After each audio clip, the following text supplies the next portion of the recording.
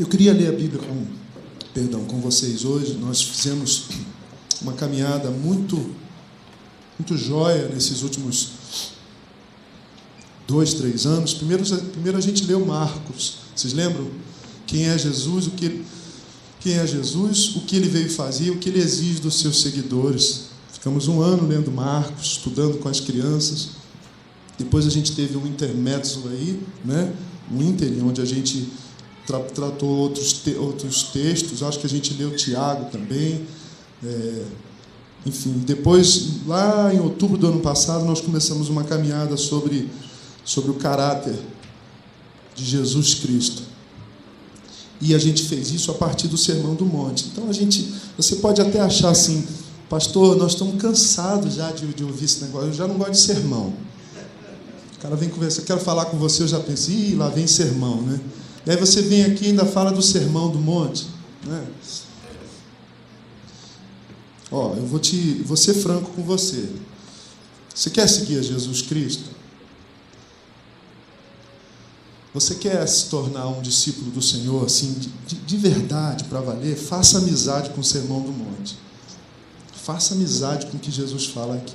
Tenha intimidade com isso aqui. Faça amizade. Você tem que mergulhar no que o Senhor está fazendo aqui, o que Ele está falando aqui. Nas minhas Bíblias, essa aqui, por exemplo, está toda rabiscada, já está toda... Aí tem caneta azul, depois tem verde, depois tem coisa para cá e para lá. Uma esbórnia, assim, santa, né? Preciosa. E a gente vai terminar hoje essa iniciativa de entender o que é a vida que Jesus tem para nós. Porque entender o que é a igreja, o que é religião, a gente já entende, né? Acho que a grande maioria aqui de vocês, de nós, todos nós, cresceu em igreja. Então a gente sabe o que é culto, a gente sabe o que é escola bíblica dominical, a gente sabe o que é reunião de oração de quarta-feira, sabe aquela que não vê ninguém, só um pastor e 3 velhinhos? A gente sabe disso. Sabe que EBD significa Escola Bíblica Dominical. Aquele negócio que eu sei, aquele negócio que no ano distribui a revistinha e 3 meses depois não tem mais ninguém. Só o professor lá, deprimido, reclamando com o pastor. Não é? Você sabe que é período de louvor. É o período que a igreja louva. Não é nem louva, é louva. Vamos louvar. Né? Do resto da celebração do culto, ninguém louva. Né? Você sabe o que é varão? E aí, varão? Fala vaso. O cara entra aqui na igreja e chama de vaso. Você fala, vaso, meu? Como assim? O que vai apertar também a descarga, né? A gente sabe o jargão crentez, né? Evangeliquez. A gente sabe falar um monte de coisa e não dizer nada. A gente não sabe? Olha, Deus tem uma obra na tua vida. O cara fala assim, mas eu vou ser pedreiro. Né? Não, porque o inimigo está furioso. Aí o cara é São Paulino, está mal, fala, mas está falando o quê? Do Corinthians, está falando da Libertadores. Então, essa cultura religiosa evangélica a gente conhece, irmãos. A gente conhece as musiquinhas gospel, né? Dia 14 agora, né? Essa semana. Foi quando? Foi quarta?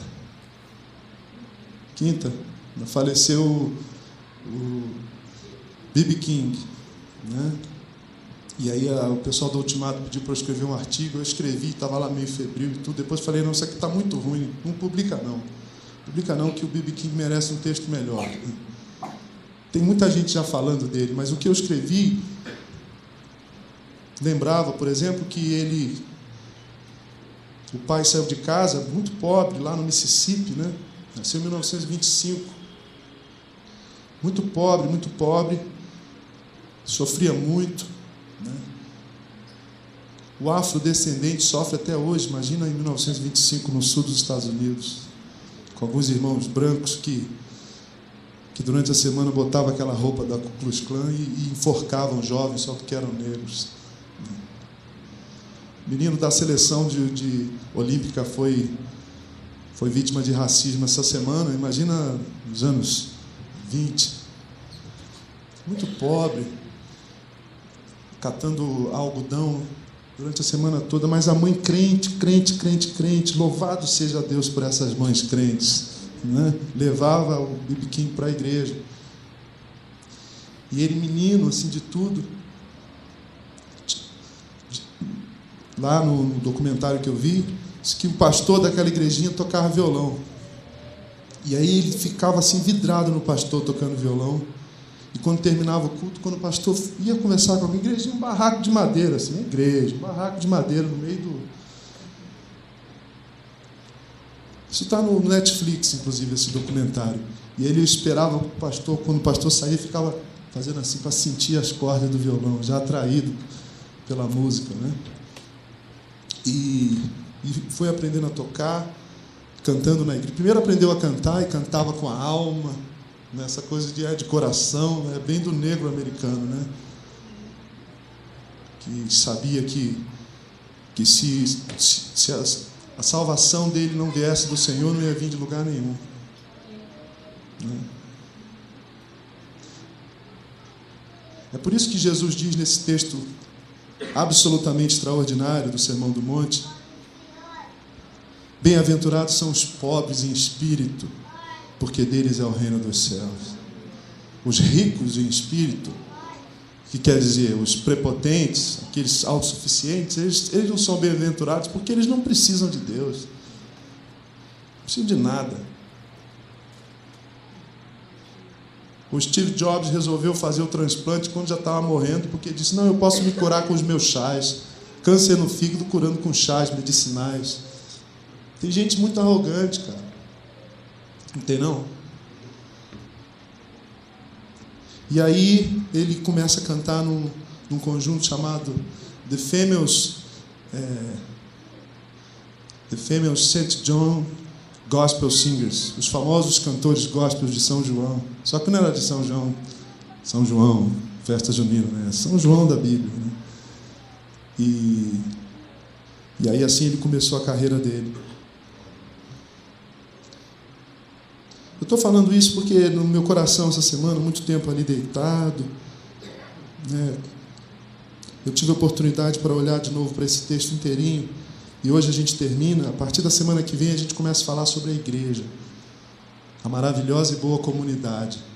Porque a ideia foi assim, antes de ler o texto: a gente precisa repensar quem é Deus, porque de religião a gente já sabe muito.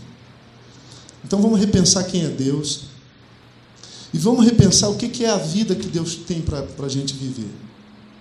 Porque de religião a gente já pensa muito. Se Deus é um Deus de amor, e se o amor de Deus é o que nos faz viver, se você crê nisso, diga amém. Amém. E se esse amor de Deus, esse Deus de amor tem para nós um outro tipo de vida, como é que é essa vida? Jesus descreve aqui no Sermão do Monte. Esse novo tipo de vida, essa outra forma de vida, presta atenção, não é uma vida perfeita. Sabe aquela pessoa boa, na pior acepção do termo? Como diria Mark Twain, escritor americano. Falava, fulano é crente. Ele falava assim, então ele é uma pessoa boa, né? Na pior acepção do termo. Você conhece uma pessoa boa, na pior acepção do termo?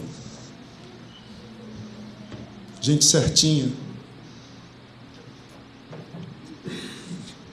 Não é esse tipo de vida que Jesus propõe aqui. É uma vida que é vivida na força de Jesus de Nazaré, não na força do nosso legalismo, do nosso moralismo. Agora, como é que a gente vive essa vida para valer? Na comunidade dos outros seguidores de Jesus. Então é simples. A gente estava entendendo Deus de errado. A gente estava entendendo o que era a vida que Deus tem para nós errado. E para a gente viver essa vida, a gente vai precisar de uma outra comunidade. Porque a comunidade da religião não é o lugar para viver essa vida, não. O que é a comunidade da religião? A comunidade da religião é a comunidade do domingo. É a comunidade do prédio, do templo, aliás. É a comunidade de assistência de culto. É a comunidade do consumo religioso. Certo? É a comunidade da discussão teológica. Você nunca participou de uma discussão ou foi constrangido por alguém que perguntou, por exemplo, alguma coisa sobre o Apocalipse? Como uma espécie de filtro para ver se dava para ter comunhão com você ou não? Você crê que Jesus vai voltar se o arrebatamento é antes ou depois do milênio e quantos vão subir ou não? Parece coisa de testemunho de Jeová, né? Começa falando lá dos 144 mil. Sempre que bate alguém lá em casa, fala, pode entrar. Primeira coisa, vamos orar. O cara já fica arrepiado. Não, vamos conversar sobre a Bíblia, então vamos orar, né? Então, esse tipo de comunidade religiosa, ao invés de nos ajudar a viver a vida que Jesus propõe para a gente, ela atrapalha. Porque Jesus atacou essa comunidade quando ele estava aqui. A comunidade dos escribas e fariseus. Então, assim, é uma coisa meio maluca, né, que a gente está fazendo aqui. A gente está reunido num prédio que a gente não chama de templo, mas que muitas vezes a gente se confunde e fala assim, vamos ali na igreja. Vou passar aí na igreja, pastor. Eu brinco assim, sempre que ela fala assim, cadê a chave da igreja? Eu falo, a chave da igreja é Jesus de Nazaré. Ela fala, você já sabe. Eu falo, mas você também já sabe. Então a gente sabe que isso aqui não é templo, mas a gente chama de templo, a gente chama de igreja. A gente sabe que o pastor não é a quarta pessoa da Trindade. Se você não sabia disso, eu sinto muito, estou te frustrando. Tem gente que acha que a gente é a quarta pessoa da Trindade. Pastor, meu filho está fazendo 15 anos. Pastor, você tem que ir lá orar, pastor, minha filha. Mas por que, irmã? Não, porque é oração pastoral. Vai ter um bolo pastoral também, irmã? Assim, especial? Então não vou, senão não vou.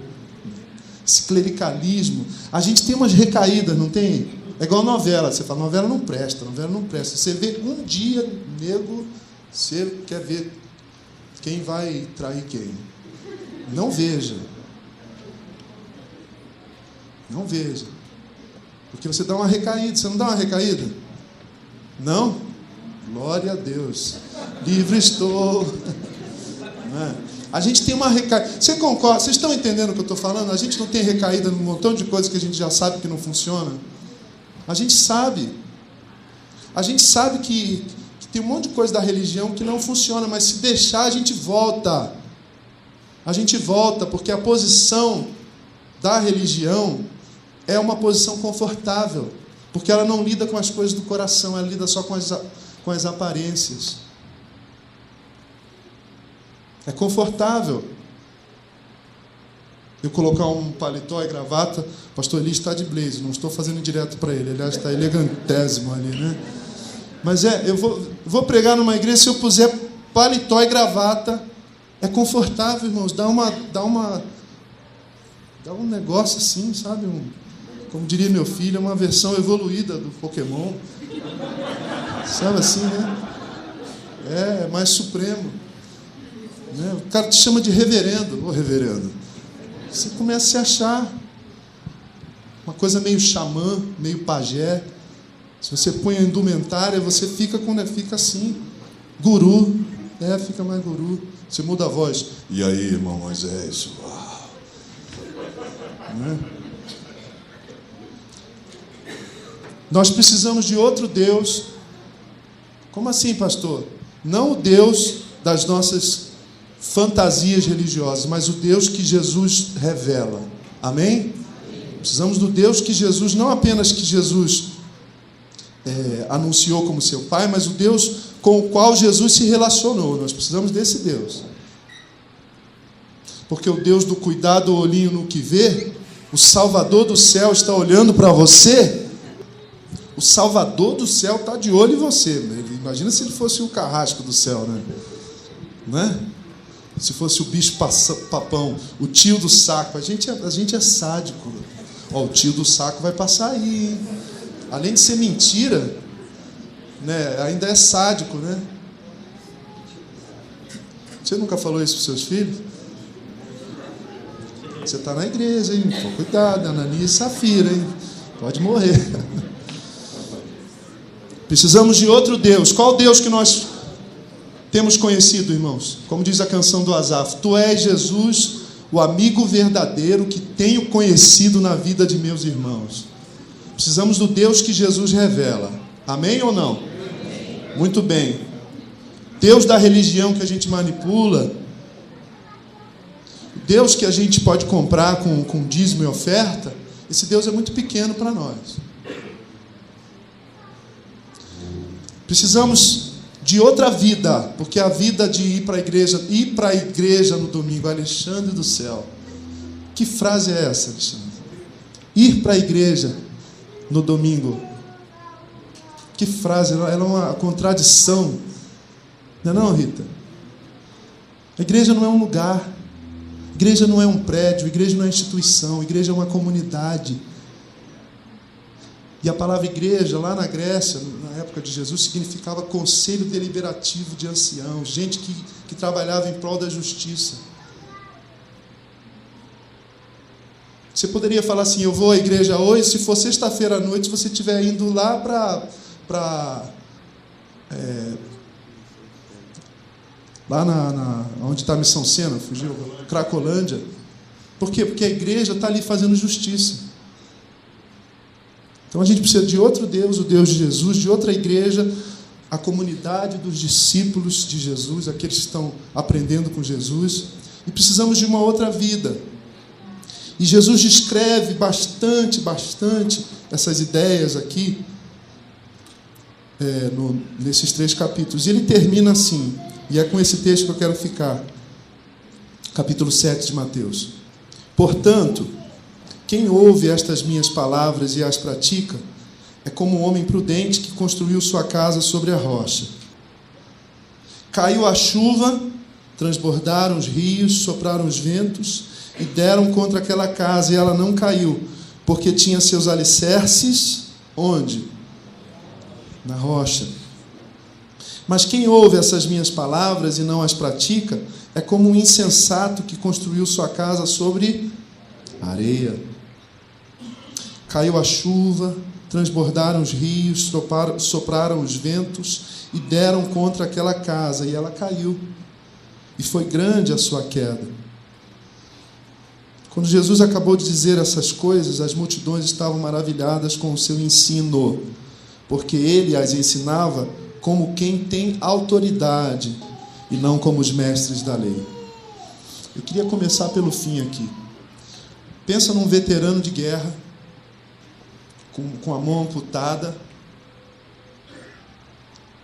sem uma vista,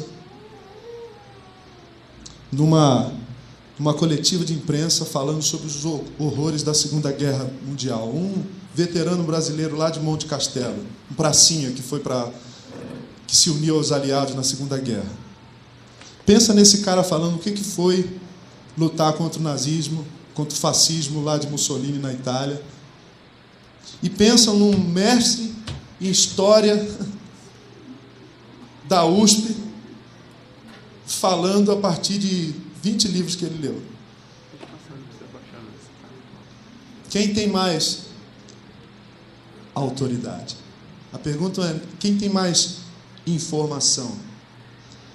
A pergunta não é quem tem mais detalhes. A pergunta é quem tem mais autoridade. Sabe por que Jesus tinha autoridade para falar sobre a vida? Porque Ele é a vida.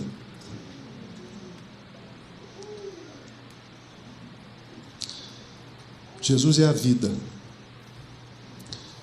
E sendo a vida, o que Ele veio nos ensinar é a viver. Se a gente não aprender a viver com Jesus, a gente está morto. O projeto de Jesus não foi arrebanhar uma grande multidão de ouvintes do seu ensino. Jesus nunca quis ter ouvintes, sabia disso? Pensa que quando Jesus terminava lá as reuniões em que ele pregava, que ele ensinava, ele chamava um dos 12 e fala assim: como é que está o Ibope? Vê aí, tem um aplicativo do Ibope aí. Você não instalou ainda aí, cara? Tem para Android também. Pensa que Jesus se preocupava com o Ibope? Jesus nunca quis arrebanhar uma multidão de ouvintes. O negócio de Jesus era com praticantes do seu ensino e da sua palavra. Você vê Jesus fazendo o apelo? Terminando ele de pregar, cantou um hino. Eu venho com... Onde está a primeira pessoa que quer me aceitar como seu Senhor e Salvador? Porque eu vou morrer por você na cruz. Você viu Jesus? As pessoas que Jesus chamou ficaram tão estarrecidas com o convite, porque eram tão indignas, que largaram tudo e o seguiram na hora, os 12. Mas teve uns caras que se apresentaram, né? Bom mestre, põe uma música de fundo aí. Bom mestre, o que posso fazer para herdar a vida eterna? Jesus fala assim: aí, corta o papo furado. Bom é meu Pai que está no céu, em primeiro lugar. Segundo, vende tudo que você quer e me dá licença que eu estou ocupado. Distribui para os pobres. Bom mestre, o que, rapaz? Então a gente vai meditar nesse texto aqui a partir da seguinte referência. O que significa ser praticante da palavra de Jesus? Vou manter o foco aqui. A gente agora tem um fenômeno sociológico chamado evangélico não praticante, ou sem igreja, ou desigrejado. Certo? Já ouviu falar? Tão acostumado já com esses termos? Sem igreja ou... Daqui a pouco vai ter o MSI, Movimento dos Sem Igreja. Então, fazer a igreja dos sem igrejas. Antigamente, quando a gente pensa no cristianismo evangélico dos anos 70, 80, não existia essa categoria. Existia. Ou você era católico não praticante, ou você era espírita, ou você não tinha nenhuma religião, certo? Ou você era uma mistura de tudo isso, porque quem de nós não conheceu um católico que também lia lá o Evangelho segundo o Espiritismo, ia lá na dona fulana para receber um passe para não sei o que lá? Mas hoje a gente tem essa categoria. Quem é que não conhece alguém que fala assim: cara, eu estou desigrejado, eu não acredito mais nesse negócio de igreja? E aí, eu tenho vários amigos, entre eles o pastor Nelson Bomilca e um teólogo lá de Niterói, que escreveram livros importantes sobre esse fenômeno. E tem várias razões. Uma delas é que a instituição abusa mesmo das pessoas. Né? A instituição ela é meio pesada, ela é meio burra. Né? Ela é meio burra. Mas também tem um outro lado da moeda, que é assim: nós estamos criando uma geração de consumidores religiosos. Nos anos 70, por exemplo, diz o Ricardo Agreste, ele já fala isso há muitos anos, e eu concordo com ele. Quando a gente chegava numa cidade como São Bernardo, procurava a gente batista, vou procurar a primeira igreja batista. Chegava lá, aí tinha o pastor, né, o pianista era a esposa do pastor, que tinha estudado lá no IBER, Instituto Batista para Esposas de Reverendo. Então a irmã tocava o piano e dirigia educação religiosa. Quem sabe o que eu estou falando aqui, né? E aí a irmã falava assim: olha, o pastor... Era muito gozado, né? A esposa do pastor chamava o pastor de pastor no púlpito assim, né? Bom, aí a esposa na volta falava: amor, o que você achou dessa igreja? Aí o marido falava assim: a mensagem foi um pouco fraca, mas você viu, ele é um homem de Deus, já está velhinho, vamos ficar aqui, vamos ajudar. E a esposa dizia: eu também achei a EBD um pouco fraquinha, tem pouca gente lá, só tem um flanelógrafo velho, uns livrinhos umas revistinhas da APEC, né? Vamos ajudar. Então tá, vamos ajudar. O Senhor nos trouxe para ajudar essa igreja. Hoje, o casal chega, procura a igreja. Primeiro que se não tiver estacionamento legal, ele nem fica. Certo? Se o ar-condicionado for igual ao nosso, assim, só de enfeite, se é que está enfeitando, né? Só de defeite, né, Ivo? Aí a conversa no carro desse casal: amor, o que você achou? O pastor fala demais, cara. 40 minutos de mensagem, que isso? Estou cansado, eu quero chegar ali, eu quero que ele faça uma massagenzinha assim, olha o vidro, pronto, ficar pensando domingo. E o departamento infantil? Muito fraco, muito fraco. A gente precisa se preocupar mais com os nossos filhos. Vamos procurar uma igreja que tenha uma estrutura melhor para as nossas crianças. Perceberam a diferença? Há 30 anos atrás, você chegava numa igreja carente e você falava, puxa, o Senhor me trouxe aqui para eu ajudar. Hoje você chega numa igreja que não te oferece o que você acha, o que nós achamos, deixa eu mudar aqui o pronome, e a gente vai procurar outra igreja. Porque a gente deixou de ser servo para ser consumidor religioso. E isso é um negócio complicado. Jesus nunca quis arrebanhar um público assim que aplaudisse o seu discurso. Falas bem, hein? Uau, olha a profundidade, olha as colocações. Não, ele não quer saber disso. Ele quer saber de gente que pega a laranja e fala assim, deixa eu ver se essa laranja é boa mesmo, deixa eu chupar a laranja. Gente que prove a sua doutrina. Ele diz, vocês rejeitam a minha doutrina, o meu ensino, sem experimentá-la, para ver se ela funciona mesmo. É por isso que ele radicaliza quando ele termina o Sermão do Monte. O que é o Sermão do Monte? A descrição de como é que é a vida segundo Deus, segundo Jesus. Qual é o Deus de Jesus? O Deus que nos ama, o Deus que quer nos ver transformados. Pastor, você está repetindo muito isso, já faz meses. Sabe quando nossos olhos se abrem? Quando a gente perde. A gente perde um filho, perde a mãe, perde um parente, aí a gente abre o livro e tem uma foto lá com 2 anos. Aí a gente se acaba de chorar. Porque a gente fica cego de tanto ver. É um texto maravilhoso da Marina Colasanti. A gente se acostuma, mas não devia. Anota aí, depois procura. Não agora, senão vai esquentar sua mão aí, vai queimar. A gente se acostuma, mas não devia. É um texto, eu acho que é apócrifo, Denise, mas eu acho que não é da Marina Colasanti, não, mas é muito bonito. A gente se acostuma, mas não devia. A gente se acostuma com a radicalidade das coisas que Jesus está falando aqui, irmãos, mas não devia. Ele diz assim,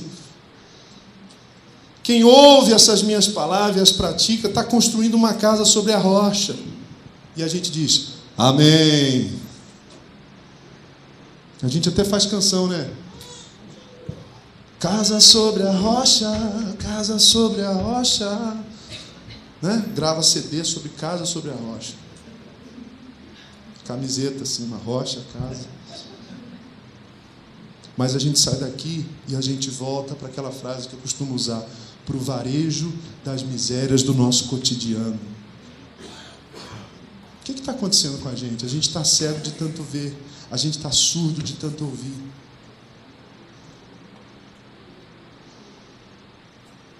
Vocês percebem a beleza literária aqui? Percebe, Kelly? Caiu a chuva, transbordaram os rios, sopraram os ventos e deu contra aquela casa. Tem uma beleza. Jesus não está batendo, não, ele está doce. Ele é terno. Manso e suave, diz o velho hino. Jesus está chamando. Está dizendo assim, gente, eu estou dizendo para vocês, tem um jeito diferente de viver. Bora lá? Vamos lá?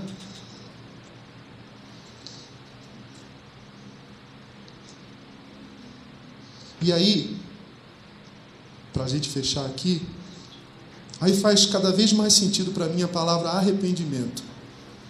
Então, se a primeira palavra para a gente pensar aqui, para a gente criticar a primeira expressão é praticante, o que seria evangélico não praticante, antes de falar de arrependimento? O que é um católico não praticante? Todo mundo aqui tem um parente, um amigo que fala, eu sou católico, mas eu não sou praticante. O que é um católico não praticante? Por definição, queria ouvi-los. O que é um católico não praticante? Batiza o filho. Faz só o que é obrigatório, não é? Faz o catecismo, que depois ninguém sabe nada, né? Quem é que fez o catecismo? Olha só. Eu preguei sobre o credo apostólico, o Marcelo Falou assim, pastor, eu fiz o catecismo lá atrás, isso não fazia sentido nenhum para mim, agora eu estou entendendo tudo que você está falando. Né?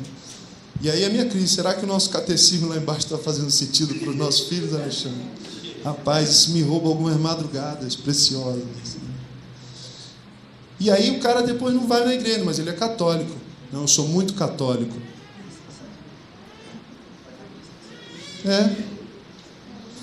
Bom, e o que é um evangélico não praticante?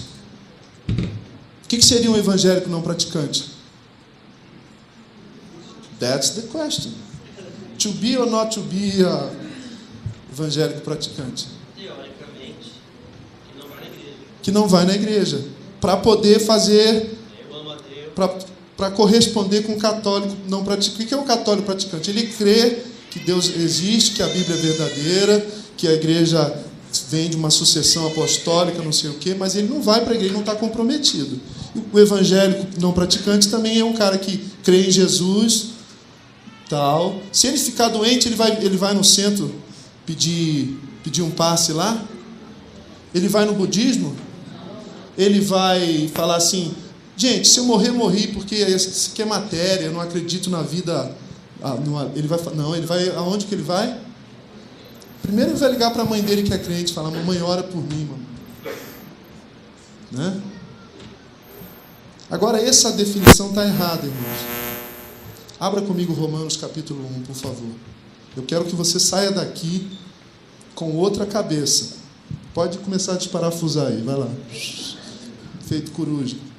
Com outra cabeça, com outra compreensão sobre o que significa praticar o Evangelho. Romanos capítulo 1, tem um texto aqui que é emblemático. Paulo, servo de Cristo Jesus, chamado para ser apóstolo, separado para quê? Para o Evangelho de Deus. E aí ele vai dizer o que é o Evangelho de Deus. Certo? Porque tem uma vírgula. Ele diz, o qual, se você tem NVI, vamos ler juntos. O qual foi prometido por ele de antemão, por meio dos seus profetas, nas Escrituras Sagradas. Está falando de quê? Do Evangelho. O que é o Evangelho? E ele continua dizendo, acerca de seu filho, que como homem era descendente de Davi e que mediante o Espírito de santidade foi declarado Filho de Deus com poder pela sua ressurreição dentre os mortos. 2 pontos. Jesus Cristo nosso Senhor. O que é o Evangelho, irmãos? O Evangelho é Jesus Cristo. Cadê as palmas de vocês, a alegria de vocês, a vibração de vocês? O Evangelho é Jesus. E daí, pastor? E daí que, se evangélico diz respeito ao Evangelho, praticar o Evangelho é praticar Jesus. E o que é praticar Jesus?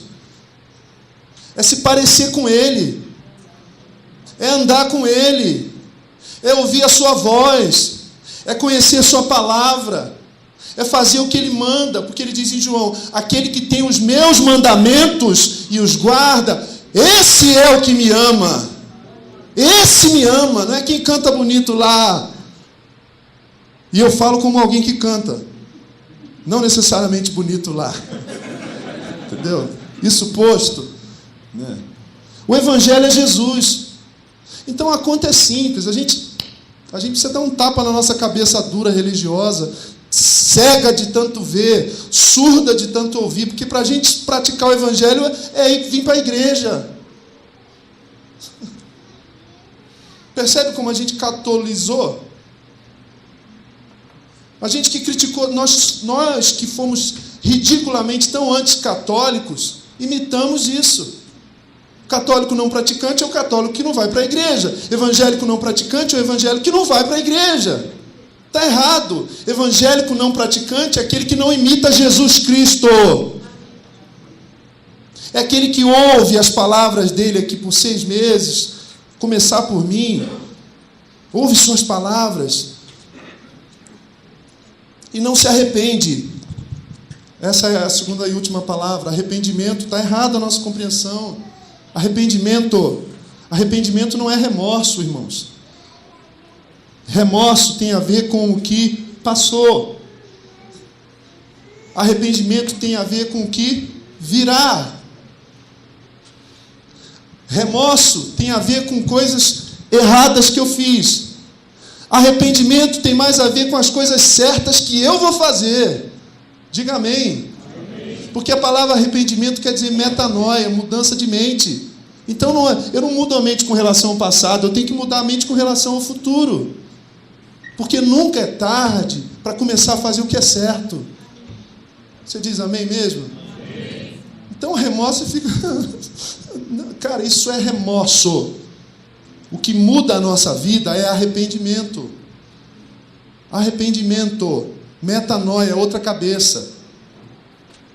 Soren Kierkegaard, filósofo dinamarquês, século XIX, um homem muito importante e que muito me influencia. Sempre que eu leio, que eu penso nas coisas que Kierkegaard escreveu, eu sou impactado. Ele disse o seguinte: a vida só pode ser compreendida se olhada para trás. Por exemplo, você que tem um complexo de inferioridade, você chega num lugar desse, você se sente pequeno, se ninguém te procurar, se alguém te procurar, você fala. Se alguém não te procurar, você entra quieto e sai calado. O nome disso é introversão, o nome disso é timidez exacerbada. Eu tenho um monte de nome, né? Se 10 pessoas te dão um elogio, poxa, que cabelo bonito, seu cabelo está bonito, poxa, que sapato. Mas se na última pessoa que falar contigo no dia falar assim, peraí, mas você faz um pequeno comentário sobre sua roupa, você vai para casa pensando em quê? Nos 10 elogios? Mas sabe por quê? Porque você se sente inferior. Talvez você tenha sido criado num ambiente em que você era enxovalhado, você não presta para nada, seu traste. Talvez a tua mãe, muito religiosa, tenha ministrado o tempo todo sobre a sua vida. Sangue de Jesus tem poder, garoto. Parece que está com um troço, menino. Ministração, né? Você até acreditou que devia estar mesmo, porque minha mãe é crente, fica dizendo que eu estou com um troço, né? Então, assim, aí você entende, para você entender essa dor da tua alma, essa ferida, essa chaga aberta na tua alma, você tem que olhar para trás. Agora, para viver, você tem que olhar para frente. Amém? Você tem que olhar para frente. Vamos olhar para frente, irmãos? Bora olhar para frente? Aqui, ó, o retrovisor ajuda, tá? Mas pode te matar. Você não pode ficar no retrovisor aqui. Vai bater lá no poste, vai dar de cara com a Scania aí na tua frente. O retrovisor te ajuda a olhar aqui, mas você tem que olhar para frente. Em nome de Jesus, olha para frente. Olha para frente e esqueça o passado. Paulo diz, deixando as coisas que ficaram para trás, eu sigo para o alvo, para frente, para a soberana vocação em Cristo Jesus. Aleluia! Bendito seja o nome do Senhor. Olha para frente. Arrependimento não é ficar olhando para trás. Isso é remorso. Arrependimento é o que eu vou fazer com a minha vida agora? O que eu vou fazer com o resto da minha vida? Eu tenho 45 anos, vou fazer 46. Se tudo der certo, eu morrer aos 95 dormindo, já combinei isso com o Senhor. Eu ainda tenho uns 40 anos. Não vou ficar olhando para trás, para as pitangas. Eu vou olhar para frente, irmãos. Vamos olhar para frente? Seja um ano, sejam 10 anos, sejam 20 anos, vamos olhar para frente. Isso tudo, para mim, salta aqui, mas a gente olha com muita pressa para esses textos, com os nossos olhos cegos de tanto ver. Vamos praticar? Vamos praticar Jesus? Não desista do termo evangélico, não. Se alguém falar assim, a gente não usa mais o termo evangélico, você fala assim, não, querido, eu te entendo, mas eu não concordo com você. Porque o Evangelho é Jesus. A boa notícia de Deus para o mundo chama-se Jesus de Nazaré, seu Filho, que foi prometido e revelado nas Escrituras. Como diz o credo dos apóstolos, foi concebido pelo Espírito Santo. A Virgem Maria morreu, padeceu sob Pôncio Pilatos, morreu, ressuscitou ao terceiro dia, subiu aos céus, está à destra de Deus, de onde virá para julgar vivos e mortos. O Evangelho é Jesus, irmão. O poderoso, o vitorioso, o vencedor. O Evangelho chama-se Jesus. Então o que é ser evangélico? É se parecer com Jesus. Ou, por último, talvez você não mereça, e eu também não mereça mesmo ser chamado de evangélico. A gente tem que abrir mão mesmo. Porque a gente teria que ser muito mais parecido com Jesus para merecer esse adjetivo. A gente tem muita dificuldade de fazer o que Jesus fazia naturalmente.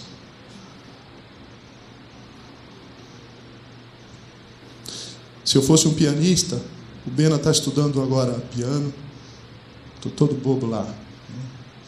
Está estudando lá um exercício do bar, um estudo do bar. Mas imagina um pianista ser chamado de baquiano. Cara, você é baquiano. Tem que merecer esse adjetivo, não é não? Não é não, João? Do teu xará, Johann Sebastian Bach, João Sebastião Ribeiro. Tinha que tocar muito. Tinha que ser um gênio extraordinário para ser chamado de baquiano. Para ser chamado de jobiniano. Não é? A gente não merece ser chamado de evangélico. Porque a gente está muito distante ainda da vida e do caráter de Jesus de Nazaré. Sentei ali para adorar. E aí logo as primeiras canções. Segunda canção, acho, cadê o Vini? Segunda canção, Vim para adorar-te, né, Vini? Sabe o que a gente vem aqui, irmãos? A gente vem para prestar atenção em Jesus. Para olhar para Cristo. Vamos colocar aquela cruz aqui, que a gente já pensou, bonita assim. A gente precisa olhar para a cruz de Cristo e para o Cristo da cruz, irmãos. Olhar para Jesus. A gente tem que se reunir em torno de Jesus de Nazaré. Sabe por quê, André? Porque aí quando a gente sair daqui, revigorados pela sua presença, pela ordenança, Cristo nas ordenanças, Cristo na palavra, Cristo na vida dos meus irmãos, a gente vai ter mais facilidade de perdoar. Estou falando de uma coisa que é difícil para mim, mas é só para mim, para você não. A gente vai ter mais facilidade de não julgar as pessoas. A gente vai ter mais facilidade de repartir o que a gente tem. Amém? Faz sentido isso para vocês, irmãos? Jesus não quer praticantes, não. Seria muito ingênuo receber como um elogio praticante não, ouvinte. Seria muito ingênuo receber como elogio dizer: nós temos 1000 frequentadores, ou eu venho de uma igreja que tinha 1.500 membros. Eu nunca vi ninguém falar assim. Eu venho de uma comunidade que tinha 1.500 praticantes do Evangelho. Você já ouviu? A gente está errado. Agora, para desmontar essa bomba relógio religiosa aí, só mesmo com a palavra de Deus e com muito quebrantamento, vamos participar da mesa do Senhor, convidar o pastor Eli, mas antes eu quero te convidar a orar.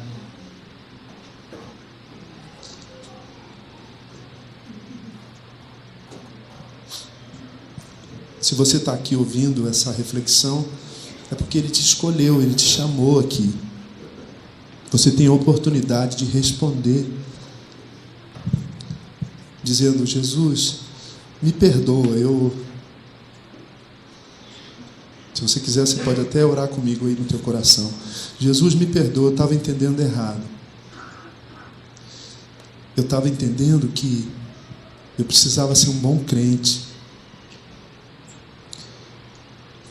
Mas hoje ficou claro para mim que eu preciso praticar você, praticar o Senhor, praticar a sua vida, praticar o teu ensino.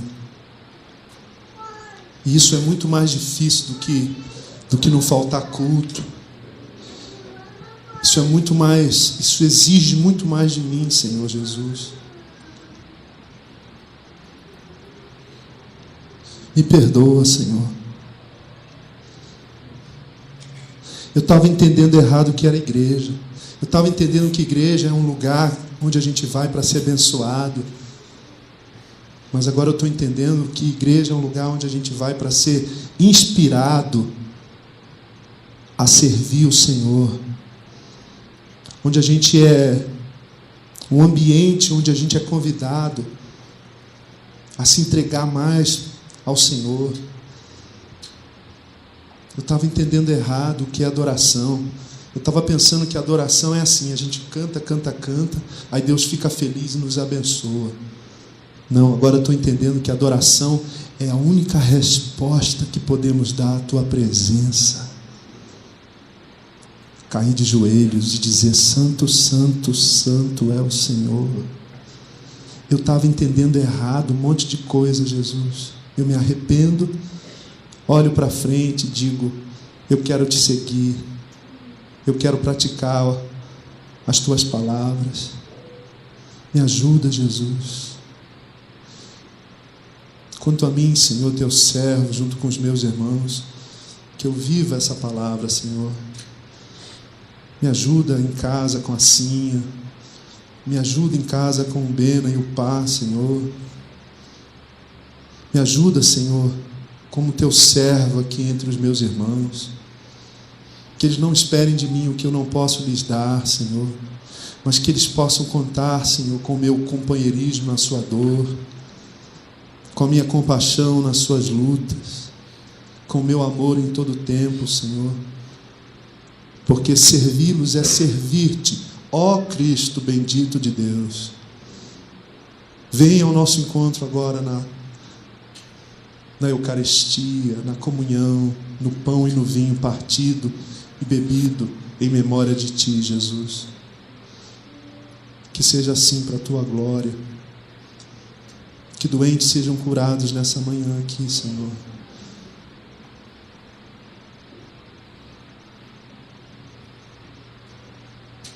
Que prisões espirituais sejam quebradas aqui nessa manhã, Senhor. Que feridas que ainda sangram sejam fechadas aqui. Não fique nem queloide, Senhor. Que alegria, Pai, visite o coração de gente triste aqui nessa manhã. Por esse meio de graça bendito e excelso que é a ceia do Senhor. Glórias ao Teu nome. Ó Jesus querido, lindo é o Teu olhar, doce é a Tua presença. Em Jesus, amigo, temos mais chegado que um irmão. E Ele manda que levemos tudo a Deus em oração. É por isso que estamos aqui, Senhor, para falar contigo e para ouvir de Ti. Que seja assim, ó amado Jesus, ó Cristo, ó Jesus, pelo Teu Espírito Santo poderoso, Senhor, derrama alegria sobre as nossas cabeças nessa manhã, Senhor. Amém.